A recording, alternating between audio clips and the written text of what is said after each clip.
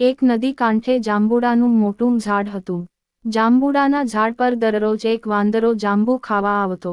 નદીના ઊંડા પાણીમાં એક મોટો મગર રહેતો હતો. વાંદરા અને મગરની ભાઈબંધી થઈ. વાંદરો રોજ રોજ મગરને પાકાં જાંબુ ખવડાવે.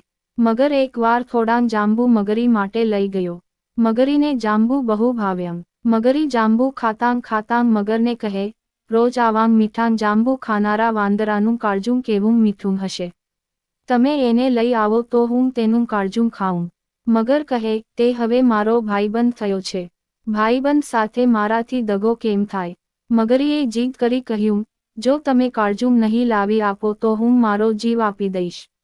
ન છૂટકે મગર વાંદરાને મગરી પાસે લાવવા તૈયાર થયો. બીજે દિવસે મગર જાંબુના ઝાડ નીચે આવ્યો. એને મીઠાં જાંબુ ખાધાં પછી મગર બોલ્યો, વાંદરા ભાઈ, મારી મગરી તમને ઘેર જમવા માટે બોલાવે છે. મારી પીઠ પર બેસી જાઓ અને મારા મહેમાન થાઓ. વાહ, ચાલો, તમારો આટલો પ્રેમ છે તો ના કેમ પડાય? એમ કહેતો વાંદરો કૂદીને મગરની પીઠ પર બેસી ગયો. મગર પાણીમાં આગળ સરકવા લાગ્યો. બંને વાતોએ વળગ્યા. અડધે રસ્તે જ ભોળા મગરે મગરીના મનની વાત વાંદરાને કરી દીધી. મગરની વાત સાંભળી વાંદરાના હોશ ઉડી ગયા. થોડી વારે સ્વસ્થ થતાં મગરીથી બચવાનો ઉપાય શોધી કાઢ્યો.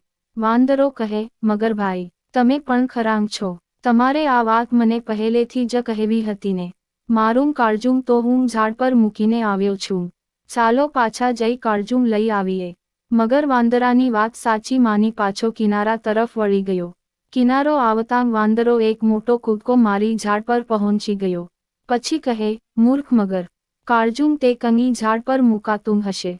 તું તો દગાખોર છે. ભાઈબંધને દગો દેવા તૈયાર થયો.